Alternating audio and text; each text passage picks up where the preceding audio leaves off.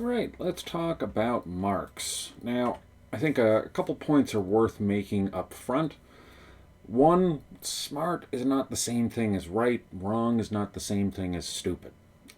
So, Karl Marx was definitely very, very smart, and certainly with the benefit of hindsight, we can see that he was very, very wrong in a lot of important ways. That's my opinion as an economist trained in the 21st century.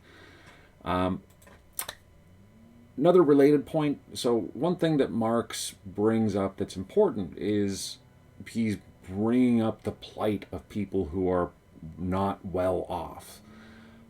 So if you are a Cambridge, Oxford educated economist, you might not have ever seen anyone poorer than your maid. So Karl Marx is bringing up an important category of humanity that is easy to overlook. And a related point to that, often people have very legitimate complaints about the state of things, but as a matter of making the world better, it's very important that you follow up these legitimate complaints with solid analysis.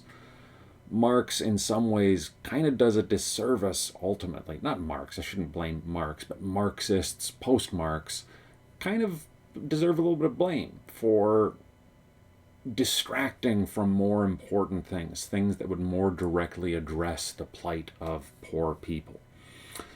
Now, speaking of debate and language being muddy, a word that we need to be careful with here is capitalism. We're also going to clarify socialism and communism.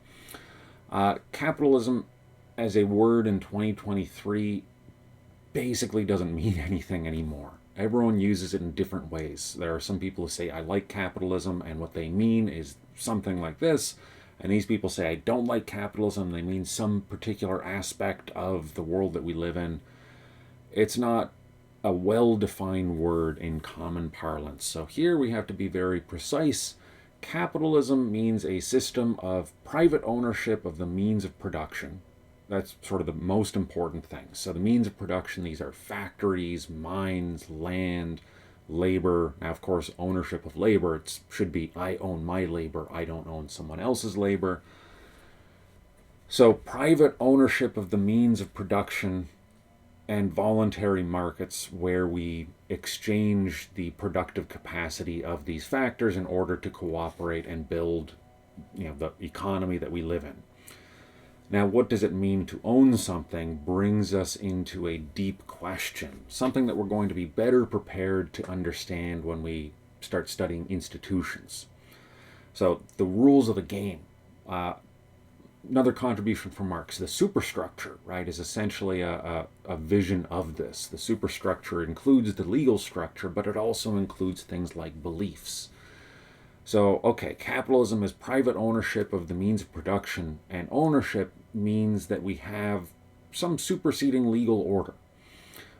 It means, what does it mean to own something? Well, I could own something if I'm out in the woods, but if a bear eats me, do I really own my cabin? I don't know, right?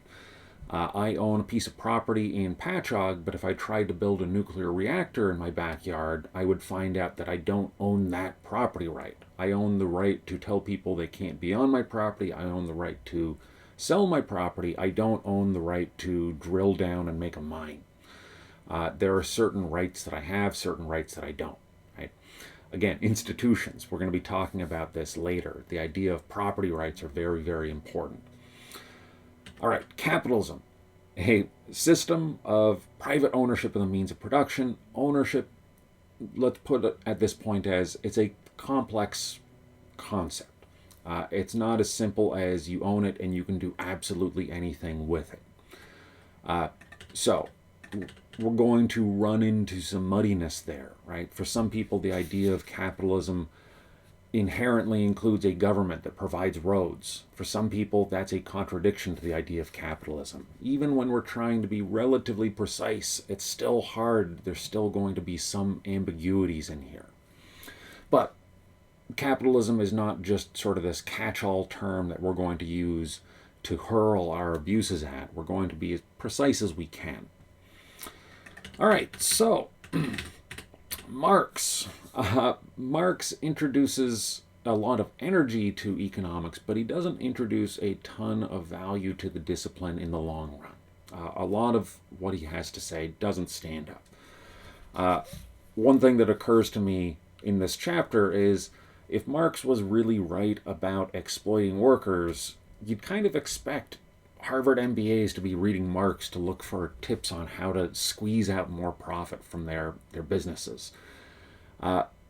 Business schools don't teach Marx as the way to maximize profits because Marx is fundamentally missing the key thing about what makes an economy work, which is that it's a positive sum game. Marx takes a very zero-sum perspective on how trade works, including the trade between an employee and the employer.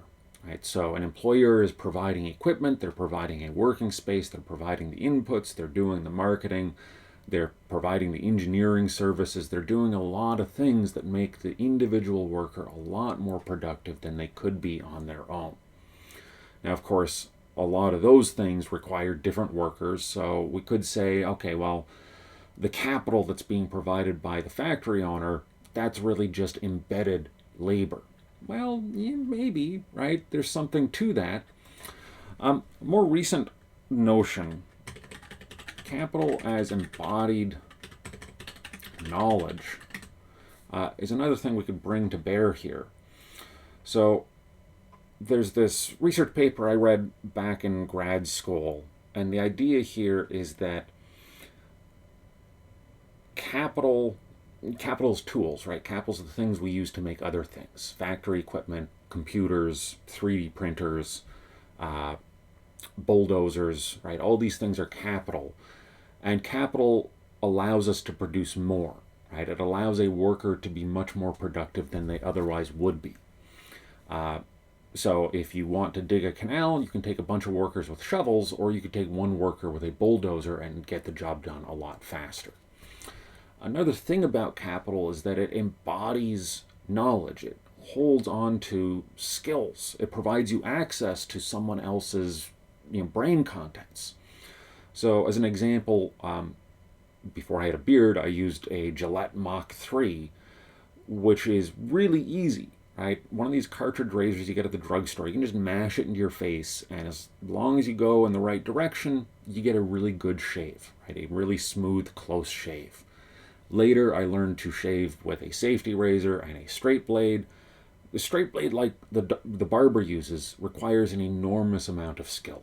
Right? It's really terrifying to put that against your jugular and just have a sharp, open blade that could just go right through. The Gillette Mach 3 cartridge razor embodies the skill of a barber. Another common example is toothpaste, right? Toothpaste embodies the knowledge of a bunch of chemists working for Colgate. I don't have to know the chemistry. I'm able to benefit from someone else's knowledge in there. So when we think about where does growth come from, a lot of times we're thinking about factors of production. And the old school way of splitting this up was land, labor, and capital.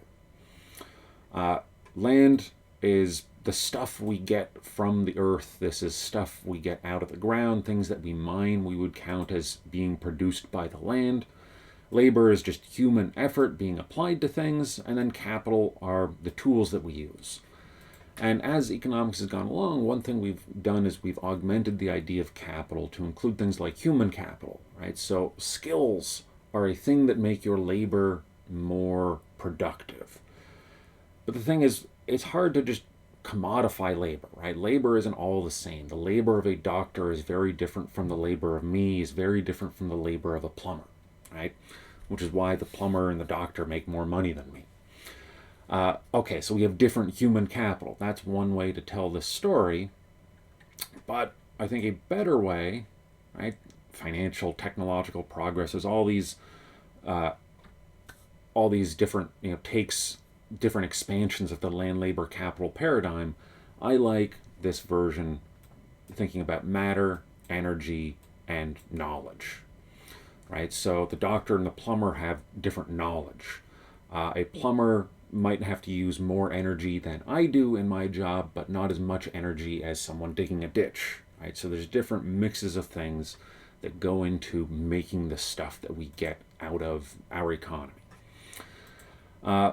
In any case,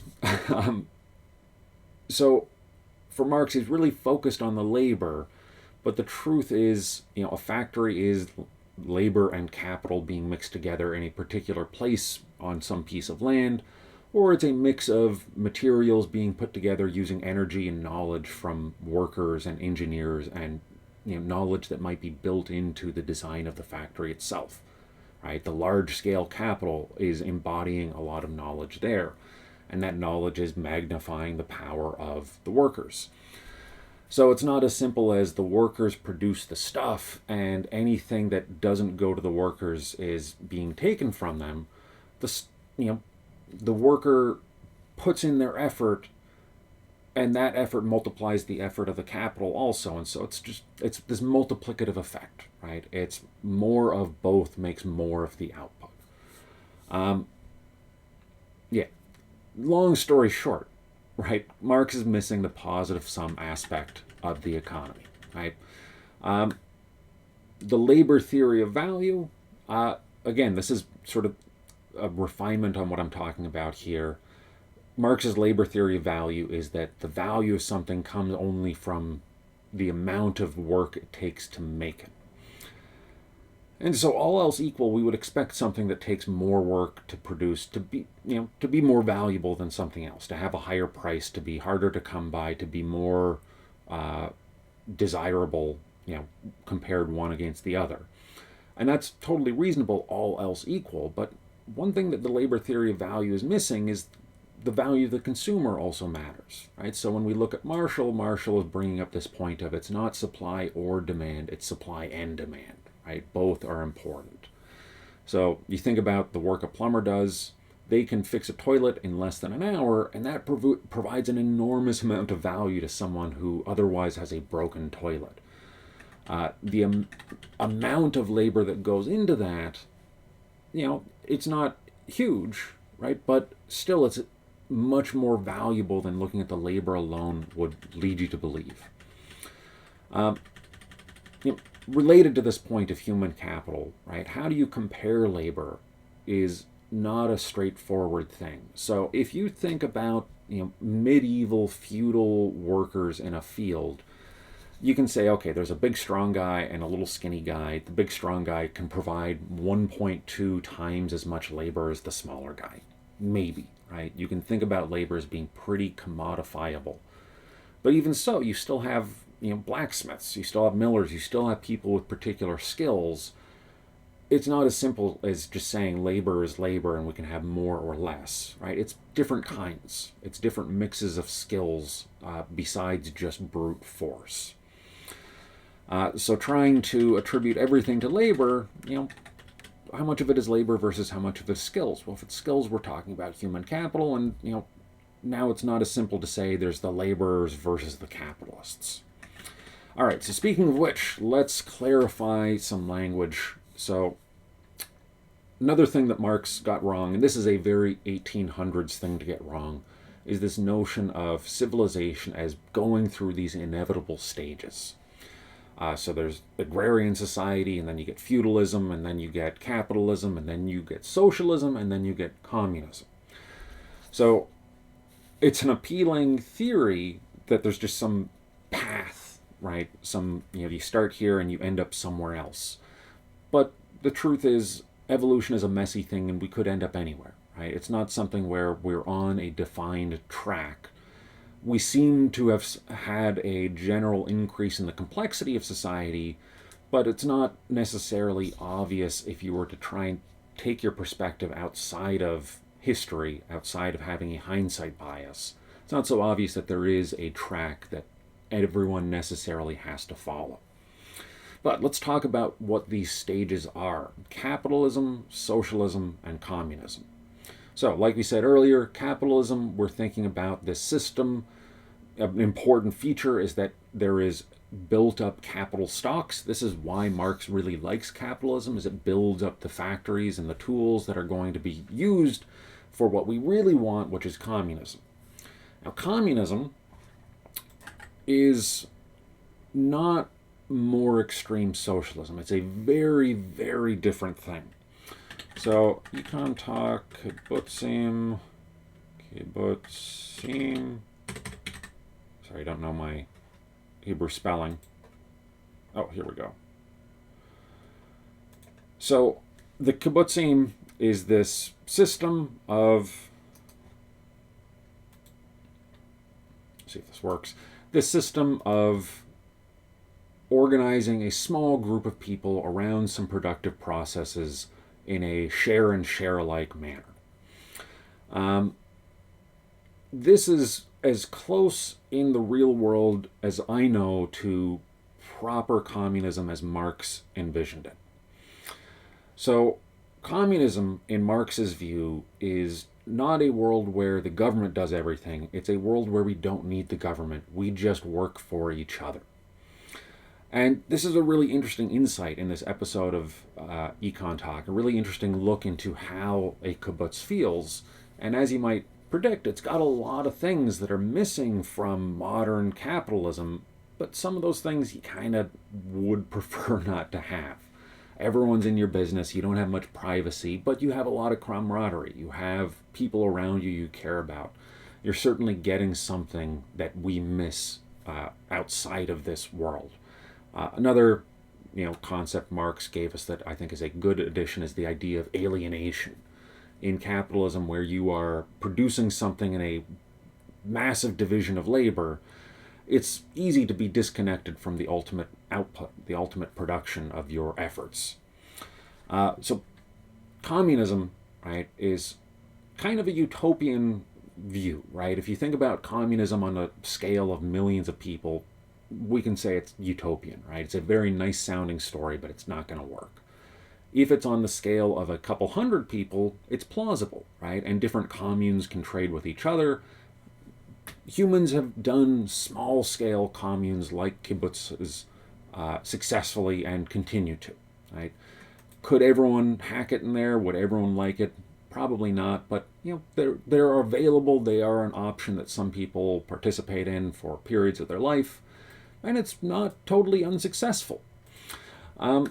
Now, what's socialism? Socialism is this in-between stage. So Marx isn't very specific about how socialism will work, but the big idea is we have capitalism, we build up a bunch of productive capacity, but we got all these tensions and we don't resolve the tensions, and so it all explodes into a workers' revolution. The workers take over everything and reorganize everything from the top down into a socialist republic. Socialist government where the government owns the means of production. Right? So capitalism, private ownership of the means of production. Socialism, the government owns the means of production. State-owned means of production. Right?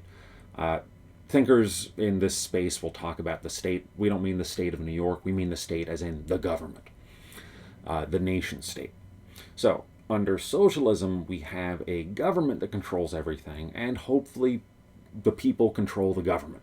Right? Now, how that happens is a big open question that hasn't really been solved, but you hope something happens. Right? So socialism, we have the government takes over basically everything. This is a very rare state of affairs. So in North Korea, the state controls like 80-90% of things, but even there they can't control everything, and even there they really depend a lot on private markets, black markets, right? Illegal trades happening are important for the functioning of the larger whole, right? The state controlled system. So North Korea is as close to a genuine socialist economy as we've got anywhere, and even so it's not 100% socialist, because organizing a lot of people 100% is just incredibly difficult. There's a lot of moving parts. We've had countries that have gotten closer to that. So the Soviet Union had largely socialist economy. There were black markets. There were, spheres of action where they couldn't control everything. They had to leave you alone to some extent.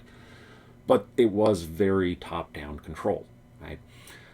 So with a capitalist economy, what we hope is mostly bottom-up control, but of course, we also see certainly in 2023 a lot of consolidation and a lot of oligarchic structure. Russia certainly has oligarchic structure very much baked into their political order. In the U.S., maybe it's more economic, and we get this other important thing we'll talk about with public choice theory in a couple weeks, this interaction between wealth and political power.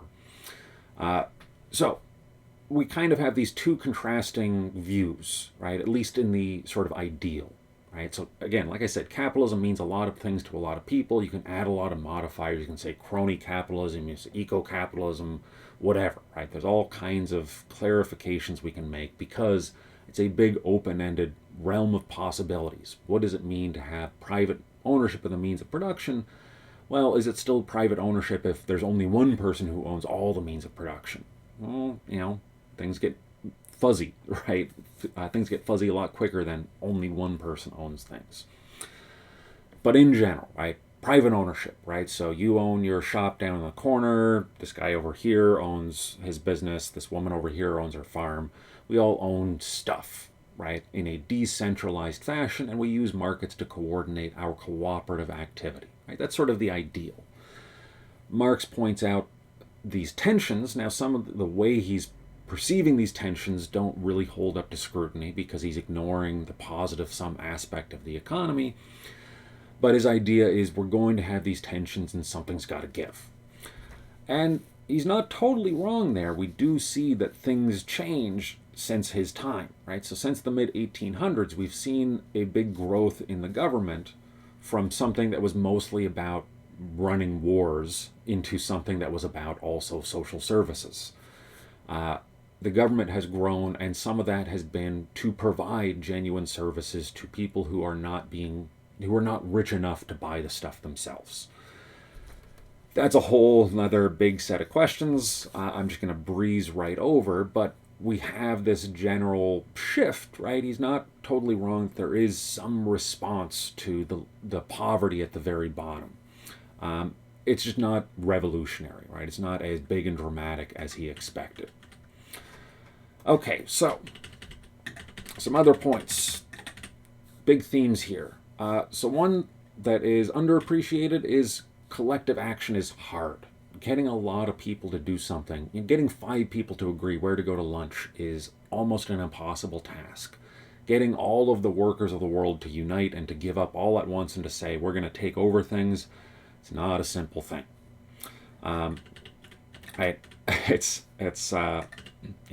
Collective action is hard. We mentioned earlier superstructure, Marx's idea of sort of this top part. He's basically saying the foundation of society is the work being done, this objective interaction between muscle and earth where workers create the things that we all use. He's missing intangible products, which is kind of ironic given his job was author, producing intangible products. But he sees we got labor on the bottom, and then up top we've got the legal structure, and we've got culture, and we've got customs, and we got here's the king and here's the pope and religion and all that stuff. All this stuff holding down the little guy. All this stuff dependent on the little guy, but still shaping the rules of the game to their own advantage is Marx's view. Again, collective action is hard. So you might be rich, but that doesn't necessarily mean you have incentives to do the things that are good for your class. You might do things that are good for you that help the poor and don't help the other rich people.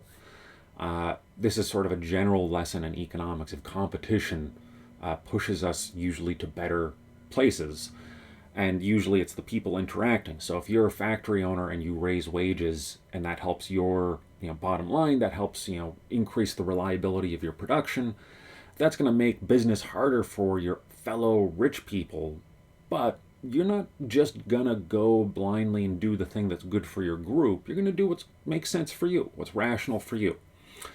That said, the general idea of superstructure is important. We need to think about how there is sort of these rules, these institutions that we're going to dig into later. Also mentioned alienation as sort of an invisible cost of large-scale division of labor. So particularly in the 1800s, you're building up factories. We don't have robots yet, so you have sort of these scenes. This is much later, but modern times, Charlie Chaplin, you've got this famous scene you've probably seen before. That is not YouTube.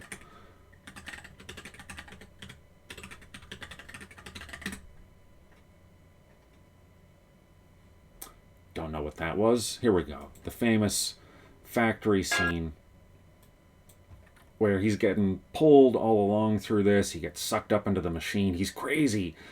And they're losing their minds because he's just turning two bolts all day, every day. And yeah, it's definitely going to make you feel alienated. The psychology of that system is going to be pretty weird. Even in 1936, you still had a lot of that. You had people working down at the plant. So it's not clear how socialism would make that go away, but if you are in a small-scale worker collective like a kibbutz, maybe you're less alienated from your work. It's not clear that that's the fault of capitalism so much as it's the fault of division of labor. Right? But the division of labor is how we maintain a large population and a high standard of living. How will socialism work? How will it remove alienation? We've been looking at this problem for more than 100 years, and we don't really have good answers on a large scale. Now on this, let me see if I can see it from here. I can't.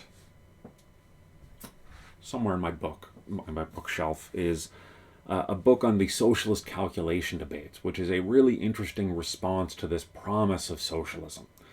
So Marx is not the only socialist thinker. There are a lot of thinkers after him who try to build up this understanding of why and how a socialist economy would work. And in 1920, Austrian economist Ludwig von Mises responds with the question of, okay, how will it work? What is your theory of how we will rationally allocate scarce resources to their highest valued uses if we don't have private ownership and markets?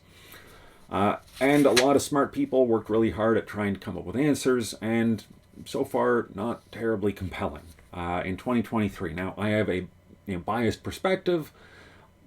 Some people find them compelling, but tomato.